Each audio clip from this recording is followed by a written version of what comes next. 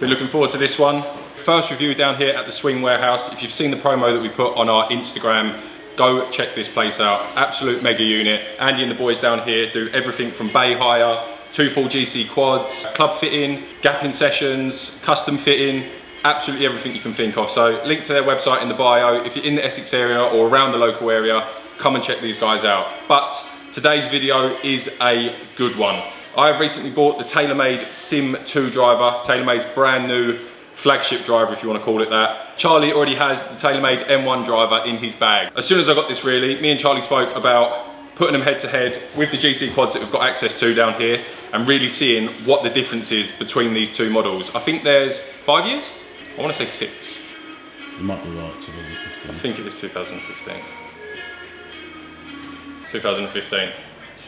2015, so 6 years between these two heads. We're going to try and make this test as fair as we possibly can. We're going to be using my Project X hazardous shaft 6.5 X stiff. Charlie's is set to 10.5 degrees, his driver. Mine is set to 9 degrees. So what we're going to do is we're going to crank mine up by 1.5 degrees to get them pretty much exactly the same. Going to be using the same balls, Callaway balls, hitting 10 shots with each club. And the purpose of this video really is we want to see the dispersion and the distance of both drivers. So are we going to see a big jump up in ball speed, in carry distance, in total distance, in dispersion? Are we going to hit the new driver straighter? I think that's what TAYLORMADE have claimed in some of their promo with the twist face. This has got the new TAYLORMADE twist face in it. TAYLORMADE M1 hasn't. I play off 4, I don't find the middle of the face all the time, so it'll be a good test to see what actually happens between the two clubs. First off, we're going to start with the Sim 2. I'm going to hit 10 drives with this. We'll then swap the heads over, put the M1 head in this, hit 10 balls with that, go through the data, and see if you're getting bang for your buck when buying £400 club. When eBay, Charles, 150, 130? 150-ish, yeah. £250 more. Is it worth it? Let's find out.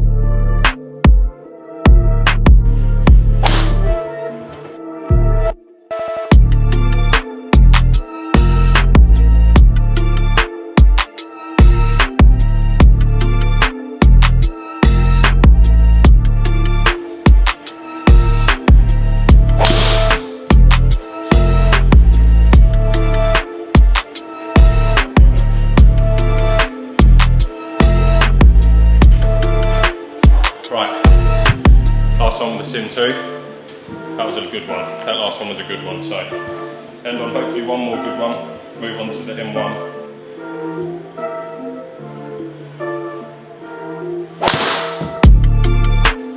Not bad. It's very spinny, right off the face. But a fairway found, nevertheless. Moving on to the M1, we'll set that to 10.5 degrees, which is standard.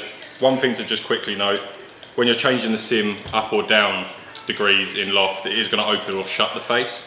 So a couple of mine have gone slightly more left there than what I would have liked, but pretty good numbers I think. Dispersion was okay, distance looked pretty good. Interested to see what the M1 does in comparison, so let's chuck that head on. Still a good looking club though, isn't it? 5 years old, arguably, some would say. I would maybe agree.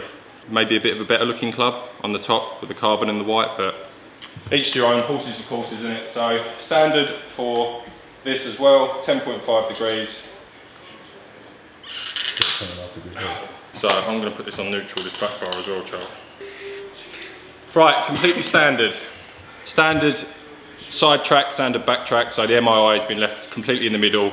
You can't change the MII or there's no tracks or sort of adjustable tracks on the back of the Sim 2. It is only just the loft sleeve, so this is completely standard, 10.5, the same as the Sim 2. 10 shots, I'm already sweating. 10 more, look at the data. Do you hear that, everyone? Air conditioning coming soon to the swing warehouse as well. What a place. What a place. Right, first drive of the M1. I'm expecting good things, to be honest. Let us know in the comments if you think there's going to be a massive difference, no difference at all. I'm rooting for the M1 if I'm honest with you. Good shot. I don't have to open the face anyway, better than that, do I?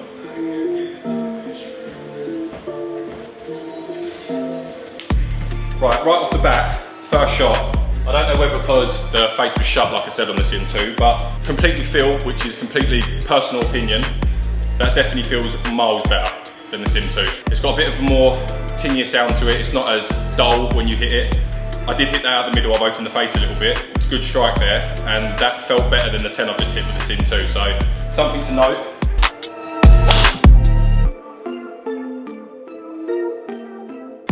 I wouldn't say there's much in that so far. I would not say there's much in that at all with regards to carry distance.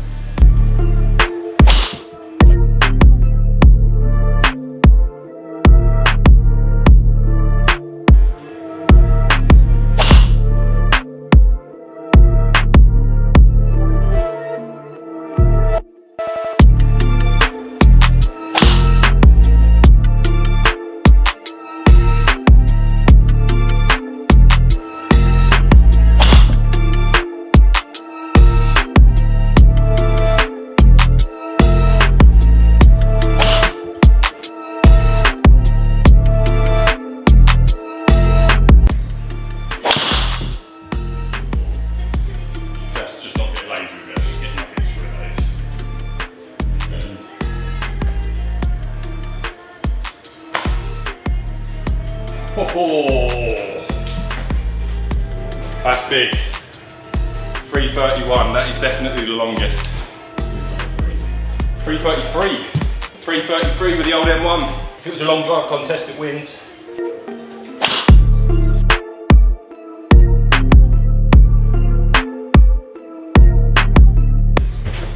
Last one for the M1. The data, to be fair, should be close, I would say.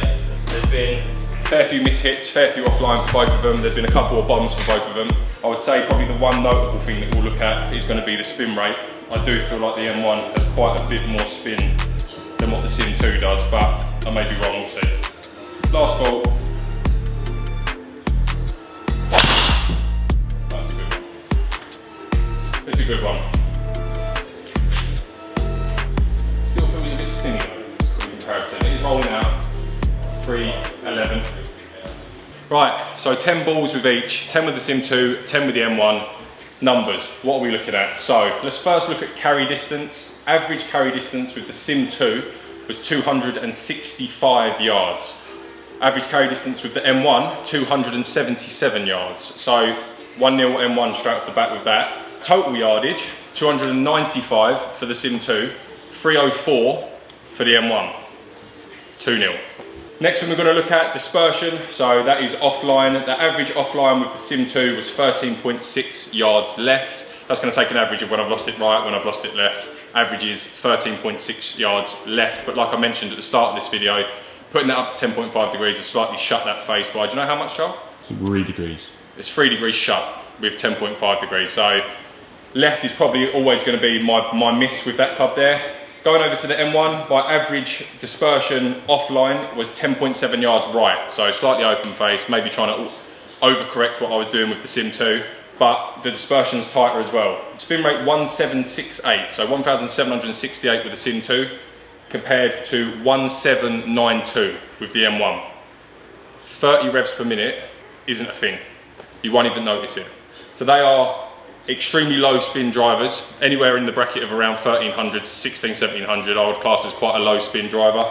Final thing, ball speed. Ball speed with the Sim 2, 160.5 on average. Ball speed with the M1, 161.2. That is a clean sweep for the M1 in every single category. Now, user error, I'm not finding the middle of the face like I said at the start of the video. I'm mishitting it, I'm leaving the face open, I'm shutting it, I'm hitting some low, I'm hitting some high. I'm not swinging my driver great at the moment, but does that go to show? is technology really helping us? Is the twist face really doing anything for me? Is the Sim 2 spinning any less for the way that I hit it? No, we're using the same shaft. We've got it set as close as possible. The numbers might be a little bit muddied for the people that are really into the data. With it being a shut face, it's going to maybe be a little bit less spin.